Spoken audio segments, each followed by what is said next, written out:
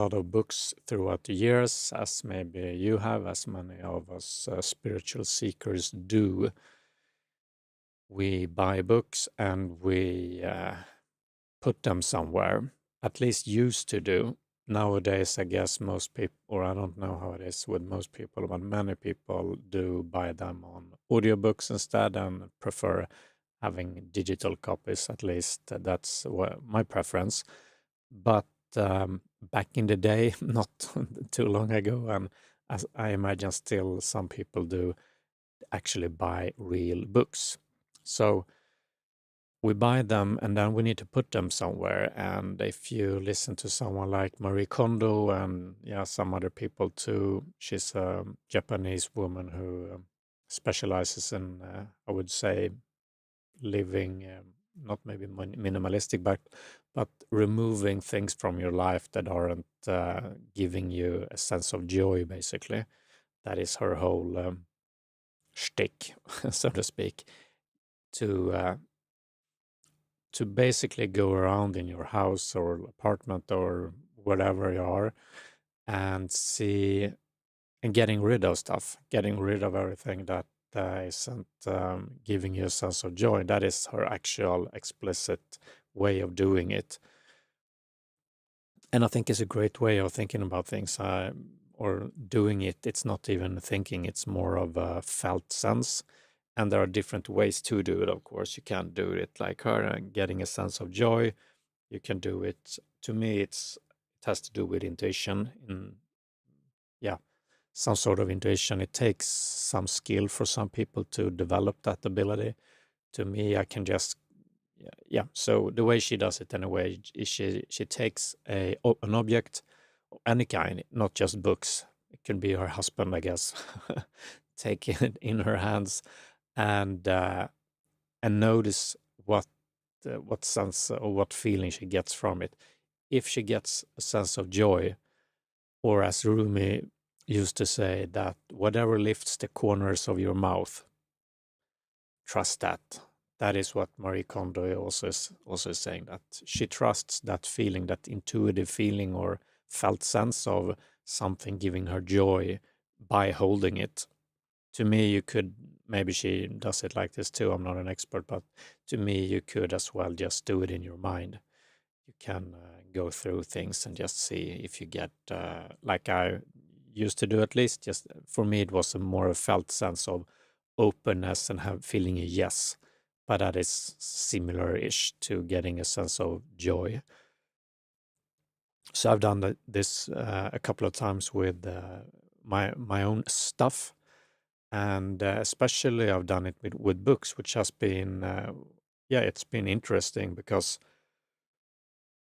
books for many people mean much. It can really be a lot of meaning, especially if you read it, especially if you read the book or books. So you want to keep it, you want to be able to go back and look at it again. You have them almost like what do you say, in your bookshelf, being looking at them, being proud, like prizes almost. Could be like that. It doesn't necessarily need to be. Just it's like that for some people. I think for me, to some extent. So when I learned about this, I think this was over 15 years ago, I felt that I wanted to do that with my own books. Also, that I felt I wanted to just get rid of some books and give them away. So I bought tons of books like psychology, philosophy, some science books, and especially tons of books about spirituality. That is also just an interesting way of seeing, to notice what your own interests are. If someone asks you, maybe you say, yeah, these are my interests. But if you take a look in your bookshelf, or take a look at what you're actually choosing to read, or now we can maybe say consume regarding media, it's the same thing. That is an objective measure of your actual interest. So for me, it was because I used to think that, well, I kind of am like in three parts. It's philosophy, psychology, and spirituality, and they are sort of equal. in some sense. But in my bookshelf, my bookshelf just painted a completely different picture. It was, I would say, 70% spiritual books about spirituality, and that that that also became my life basically. Even though I had a lot of interest, and that was what I studied in university, and I still have a lot of interest in psychology and also philosophy. It's just not what I ended up going the deepest into, shall we say. So I wanted to get rid of some books to become freer, because that is what we become. We get through, on the contrary, using Marie Kondo's method, if we take something and we don't feel a sense of joy, all those things theoretically or in her view, and I would say mine too. Maybe it's individual, for it may be different for some people, I'm not sure. Most things tend to be, but you never know until you try it, right? So anyway, her thesis is that if we only keep what brings us joy, we get more joy in our life. Because if we keep the things that aren't bringing us joy, they are competing in our mind and in our actual environment with the things giving us joy. So if we have one, it has very much to do with clothes. I think many people acquire a lot of clothes that they don't need, and it's up to everyone to say what they need or don't need. But we have clothes, and some people have a lot of them and they don't use them, and for many of those clothes would be deemed as not bringing joy in terms of actually doing the practice of holding them in your hands and feeling into it. And they are competing with the clothes or just things, the stuff that are giving you joy. So it's, if you have one positive and one negative, that's equal. That's a zero sum. So if you get rid of those things, that you could, of course, maybe buy a ton of new stuff that's bringing you joy to, but it's cheaper and maybe more environmentally friendly. Better way to just get rid of the stuff that aren't bringing you joy. So you have more joy, basically. You have more joy in your life, in your house, in your apartment, wherever you are. And I think that's a wonderful thing, but it's hard. It is hard, and it's individually very much. Everyone is on a spectrum. Some people are real hoarders, and they have deep difficulties getting rid of things. Maybe I need to go to psychotherapy or something to be able to do it. But most people are able to actually do the practice, and it's simple. And you give it away, and you just say thank you to the things, all the things that you, Anyway, so I did this with my books, and because it was so, I felt such an affinity to many of my books. I had to do it in. I didn't have a plan really, but I just started doing it. And at first, I could give away a ton of books, so maybe 50 or 100 books or something. It was easy. And then, when it came to my spiritual books, I just kept them for many years. And it's not, when you do the practice, you get, you have this, if you feel joy, you would keep them. And I know many people that just loves their books and probably would get a sense of joy from it. But I got a deep intuition to basically get rid of everything, books that is, and I did it. I took it in several steps, but I finally did it, and now, lo and behold, I think I have. I looked at my. I just have them in my room here. There are 1, 2, 3, 4, 5 books in total. So 5 books in total. So I think I have one more book by Ramana Maharishi. So I think it's 6 books in total. But those are my only books now. And it just feels great. I don't even look inside of these ones. Basically, I don't read many books nowadays even. So I'm changed over to mostly listening to audiobooks and yeah, granted, I do have a lot of digital books, and I don't see really.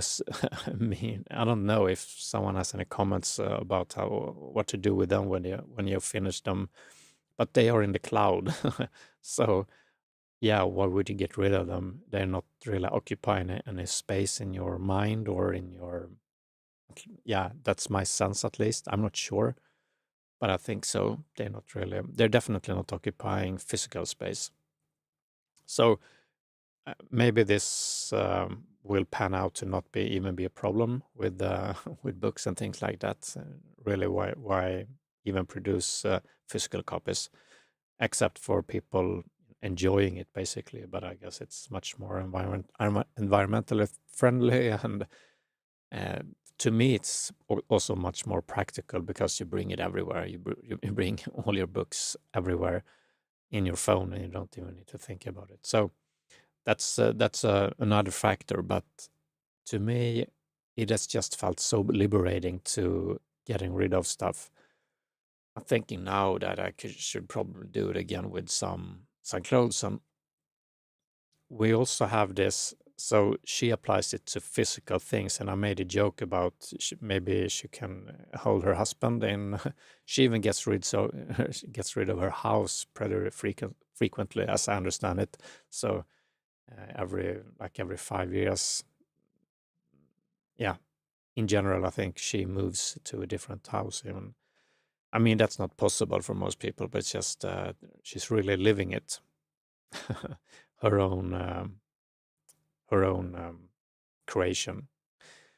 And my point is that we can also apply it to everything in life. We can apply it to thoughts. We can, or and probably should apply it to thoughts. You know, what thoughts are bringing us joy? Yeah, many of them aren't. So why are we keeping them? It is not as easy to get rid of thoughts. So maybe we can start with the physical environment, which and the physical environment not as in things. So we have books, what I spoke about just now, and we have clothes, we have furniture, whole houses, but there's also human beings. You have human beings in your life. You have other, engagements. You can be engaged, but you can also have, your workplace, different relationships. You can have, hobbies, stuff like that. And all of them are also, they are either, if we want to add a third thing, that would be neutral, but even neutral in Marie Kondo's way of thinking, I would say, should be discarded. It's up to everyone what they do, if they want to do it at all. But I think it's a great way of viewing things, or as Rumi said, whatever lifts the corners of your mouth, do that. So he would, basically does the same thing, just as Marie Kondo. He thinks about something, or I don't know how he would do it, of course, but whatever lifts the corners of your mouth, whatever makes you happy, whatever makes you smile, whatever brings you joy, or a sense of peace or fulfillment, or is a yes to you intuitively, that is a keeper. And everything that isn't, that is to be discarded in order to just have joy in your life. I guess you can think about situations where it wouldn't be a good thing to do that. Of course, in close relationships, there will not always be joy and corners of of the mouth lifting at all times, for sure. So that's another. Yeah, it's more complex. You should probably say, but I think it's still worthwhile to think about it or ponder it or contemplate it and try it out and see if maybe you can do a spreadsheet over time. Because if you have a certain relationship with someone, and each time you think about that person, if it's bringing you joy or it's neutral or even negative, and it's negative over and over and over, why still be in that relationship? You could, of course, it's up to you, but why would the point be? Why would you do something that isn't bringing you joy or a sense of fulfillment, or feels meaningful, at least on average?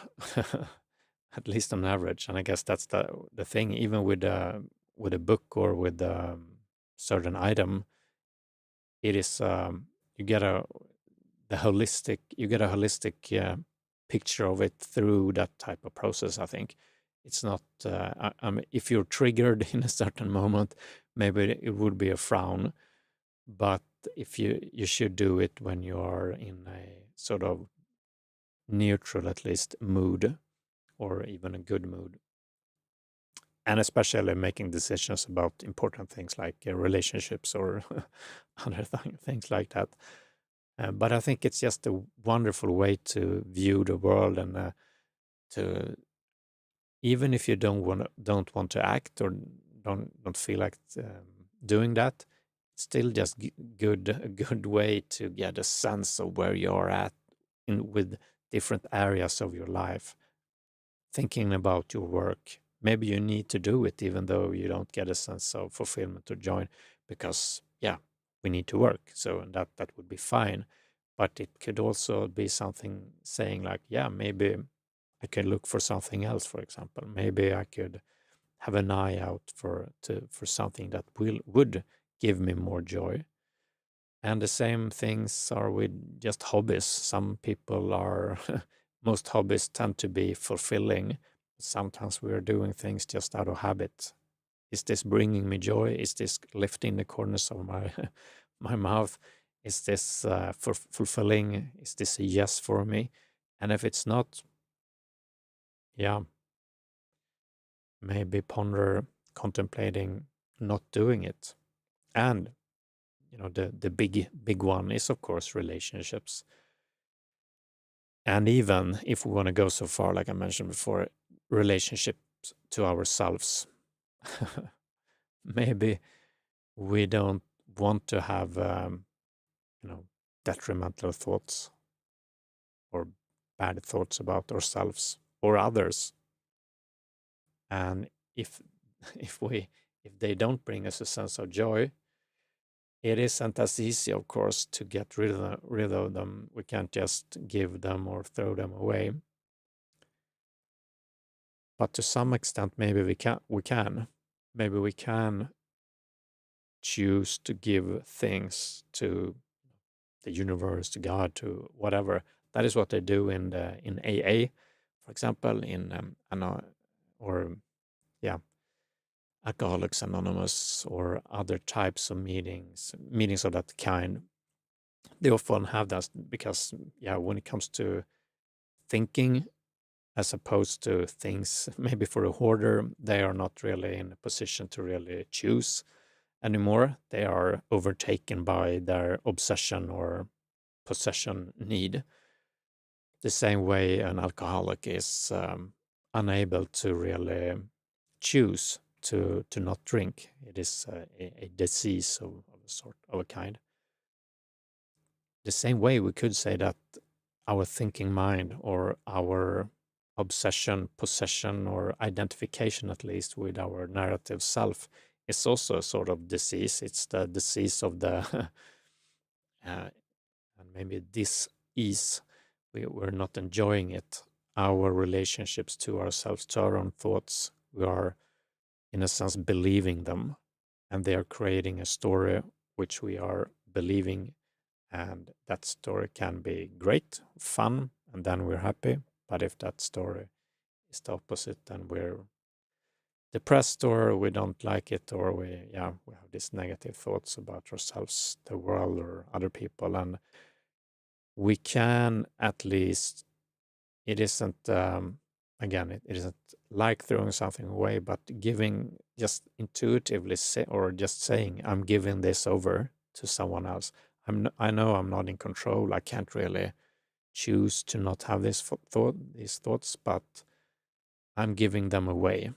I'm giving my life over. That is a bigger thing, of course, but I'm giving this over. I've realized I'm not in control, so I'm asking for help. Please, please lift this. Please take, please take this cup from me, like Jesus said.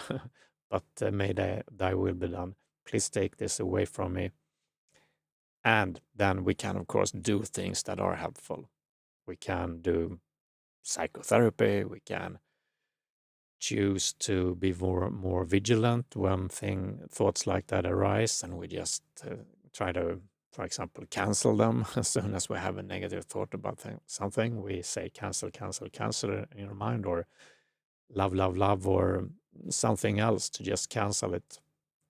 Doing that over time is like muting that that kind of expression within ourselves, that type of thinking. I've done that myself with the negative thoughts about myself. I just, every time I thought a negative thought about myself, I said or thought in my own mind, I love you, I love you, I love you, over and over and over. For years I did that. So it was a lot of work, but it ended up really working. I basically stopped having, I stopped having, I'd say 95% to have negative thoughts about myself. And they just, at the start, they were like, it became automatic. So every time I had a negative thought, my mind just started going, I love you, I love you, I love you. So I didn't even do it consciously anymore.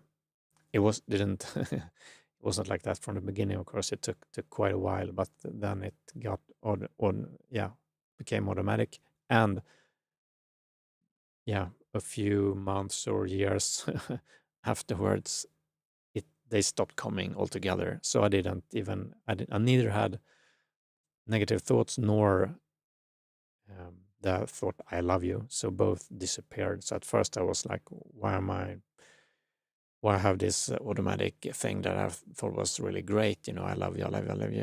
It isn't happening anymore. But I realized later on that it was because the negative thoughts had subsided. And that's just a way of doing it, throwing something away for a couple of years. Intuitively noticing what's not there to support you, or not there to giving you a sense of joy, not there to give you fulfillment, not rising the corners of your mouth, and taking steps to ameliorate those effects, or just if we're able to just throw it away or give it away, say thank you and goodbye. Thank you for this time, and hope you can serve someone else who you will give joy to. So that was it about the Marie Kondo method applied to your life, basically. And start out with books, clothes, but it's really something for everything, to my mind at least. Let me know if you think otherwise. Okay.